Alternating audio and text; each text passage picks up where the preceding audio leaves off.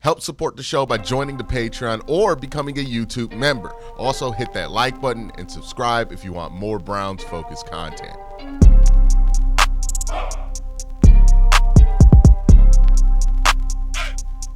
Old quarterbacks have taken control of NFL free agency, or at least it feels like it, right? Feels like part of this free agent period is waiting to see what Aaron Rodgers decides. It feels like waiting to see what happens with Kirk Cousins in Atlanta. It feels like waiting to see what happens with Russell Wilson. Now, some people might ask, why is it that these old quarterbacks who haven't been seen as being in their prime in at least a couple of years, with Russ's case, it's been since what, 2019-ish, 2020-ish was when he was last seen as like really, really good. Why is it that they are able to hold free agency in the palm of their hand? And I think the answer to that question is pretty obvious to me. These guys are not long-term solutions anymore at the ages that they are, right? Russ, 30 in his mid-30s, Aaron Rodgers in his early 40s, Kirk Cousins in his late 30s. So none of these guys are the age of quarterback that you would give an obvious long-term big-time deal to. So that means that they're going to sit on the market a little bit longer. It's kind of the same thing that happens with a lot of veteran starting position players, right? Like Shelby Harris is a good example of this for the Cleveland Browns, who the Browns had to wait until after June to sign him because he wanted to kind of wait out the market, see what his options were. They're like in a unique class of free agent where they don't really have the power to get the money that they used to be able to command, but they do have enough security to be able to play this market on its own time and not really be in a rush to make any kind of a deal. And the demand is out there because these three guys, while not being super exciting options, I do think will provide starting quality football play at their position. I think that's true of Kirk Cousins, Aaron Rodgers, and Russell Wilson.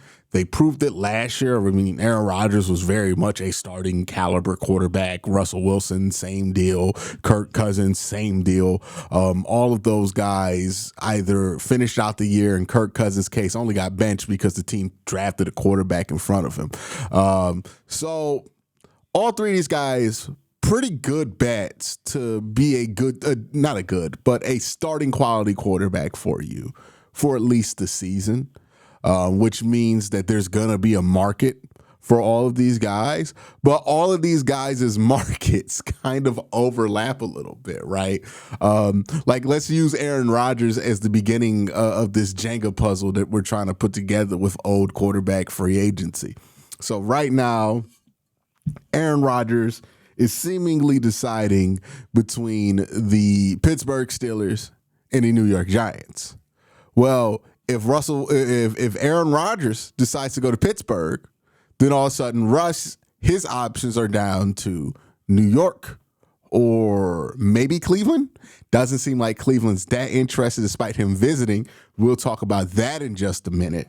But Russ's options then get narrow, right? If Aaron Rodgers decides to go to New York, then it seems like Russ's only option really is to try to convince Cleveland to sign him because it doesn't seem like Pittsburgh wants to bring him back.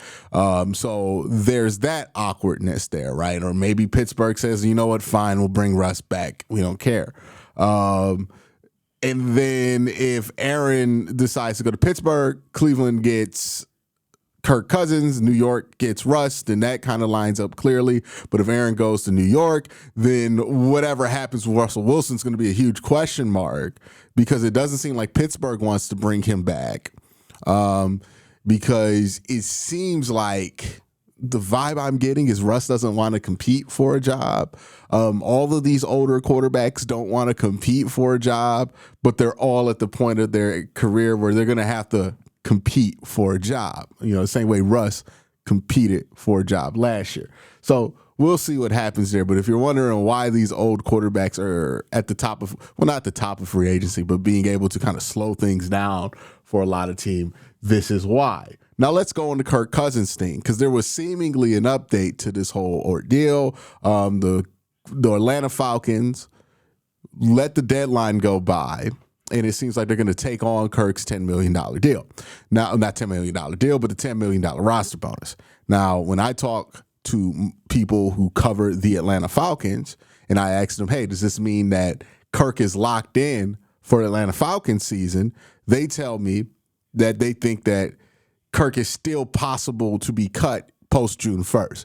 Think of it as similar to the Myles Garrett thing, right? Where they have more cap incentive over time to cut him post June 1st than they do to cut him right now. So they feel like this is still on the table. Kirk might be available. I remember talking to my friend Trey Sean, who covers the Atlanta Falcons during the Senior Bowl, and he was saying to me that he felt like it was more of a post-June 1st thing than a free agency thing, right? Unless you want to trade for him. The thing is the more Russ is out there, the longer Aaron Rodgers is out there, that makes the sense of urgency for a team that really wants to lock down one of these veteran starting caliber quarterbacks.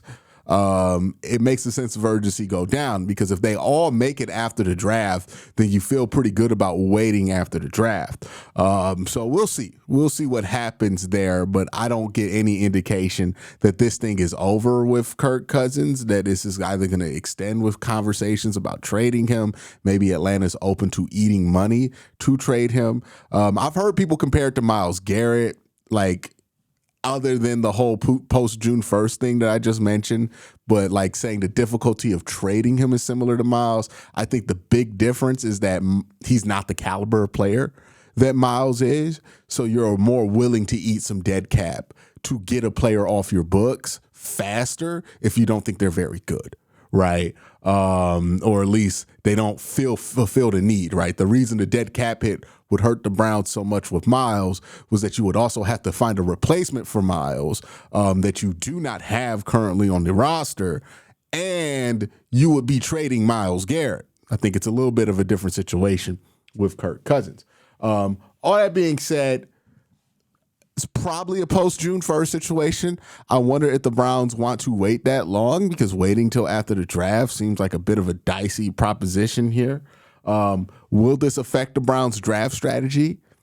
I doubt it, right? If the Browns want to draft a quarterback, they should draft the quarterback. If the Browns don't want to draft one of these quarterbacks, they shouldn't draft the quarterback. I think that should be the only thing determining what they do at the top of this draft. And the answer to that question should always be, do you think one of these quarterbacks are worth the number 2 overall pick?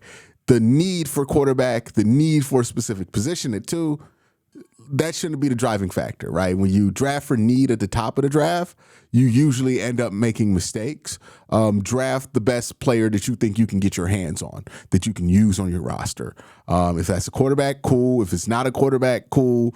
But really shouldn't change your plans going forward. You shouldn't draft the quarterback just because you feel like, well, I want to grab somebody, right? Like, that's just unsound decision making. We've seen historically what that kind of decision making has done in Cleveland, amongst other places, right? I brought it up here, was like, hey, if you're reaching for a quarterback, the odds aren't in your favor at all, less so than what the normal odds are for drafting a player, a quarterback, right? Like, the odds aren't great to hit on a quarterback, but they're much, much worse when you're reaching for a quarterback. Just seems like the Browns' decision should be based on what their board says and not necessarily what's on their roster specifically, at least at 2, right? Once we get later in the draft and, you know, the player pool gets a little bit weaker, then you can start thinking about taking shots at different position groups. But at 2, it's just too high of a pick to just throw in the dark and hope it works out. But anyways, that's the Kirk Cousins thing. From what I know, it's definitely not over yet. This is still going to be something that lingers on. We'll see what continues. But welcome to Kirk Cousins Watch. It's not over yet. That's basically the gist here. Let's see. Joe Milton. It was leaked that Joe Milton is available for a 3rd round pick a third round pick for Joe Milton. I get it that Joe Milton had that one good game, but I'm not that if I think you're going to be very disappointed if you spend a third round pick on Joe Milton. The Browns had an opportunity to spend a third round pick on Joe Milton last year. They opted not to do that. I would stick with that evaluation. I wouldn't let what he's done in New England in a year dissuade you. I know a lot of people are super on the Joe Milton bandwagon. If it was for a 6, sure, whatever. It's a 6th round pick. I'm not going to be that mad about it. A third round pick, you can, no, absolutely not. Like Amari Cooper was a Pro Bowler, a multiple time Pro Bowler, coming off career seasons, and we got a third round pick for Amari Cooper. Joe Milton for a third round, like he's had one good game. A third round pick, you lost your damn mind. I understand that there's going to be some people who want to do that because they think that Joe Milton's going to solve the quarterback problem. I think trading for Joe Milton is as good as a fix as drafting somebody in the 6th round. I think the odds are similar. I don't really think Joe Milton is. I didn't love him as a prospect last year, so I'm not going to act like the one game makes me feel like he's going to be amazing. Third round pick for him, I think it's ridiculous. Another thing that I feel like I hope is not true, the Browns are looking at Carson Wentz. Yeah, man, if they sign Carson Wentz to compete with Kenny Pickett to be your starting quarterback this year, the expectations should be below 500, right? Like if that's the quarterback room going into the season, the expectation should be below 500. And maybe this is something that works out in the long run, right? Maybe this makes it easier for them to get their quarterback that they envision. I know a lot of people ask me, hey, if you're the Browns, how are you going to get the pick to get the quarterback you want? You start Kenny Pickett and Kirk Cousins. You'll get the pick you want, or at least you'll come closer to getting the pick you want. So yeah, we'll see what happens there. But Carson Wentz and Kenny Pickett is a F-tier quarterback room.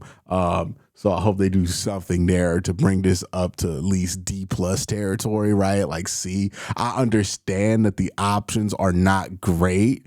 I have been a proponent of somebody I've been of somebody who's vocally expressed that the options are not great, and I think fans are reacting to these not great options kind of unfairly because there's not a great option out there.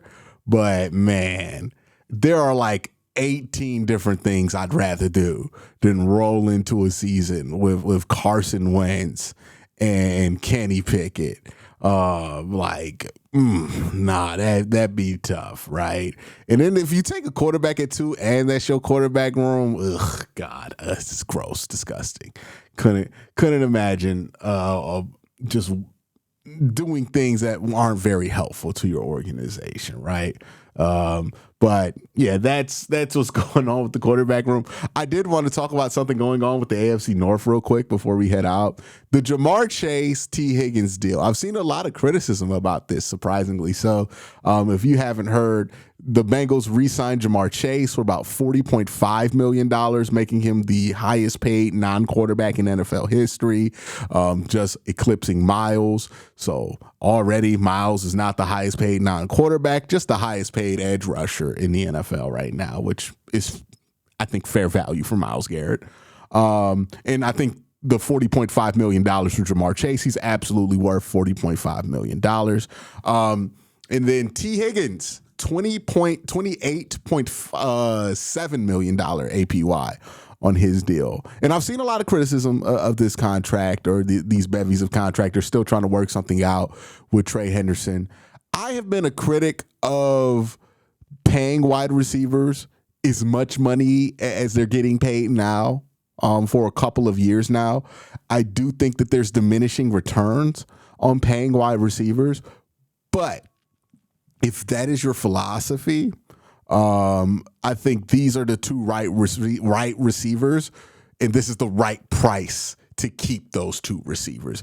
Getting T. Higgins under $30 million a year is a high-fiveable contract. That's a really good contract, right? T. Higgins, I think, is worth 35 on the open market, or should be worth 35 on the open market. You get him at 28, 29. It's a really, really strong deal. So I think this is good for the Bengals, right? You lock up Jamar Chase. You got Joe Burrow locked up already. Now the offensive line, The defense, it's not looking great on that front, right? Like, even if you bring back Trey Hendrickson, you're bringing back an interior of that defensive line and a secondary that really struggled to stop opposing offenses.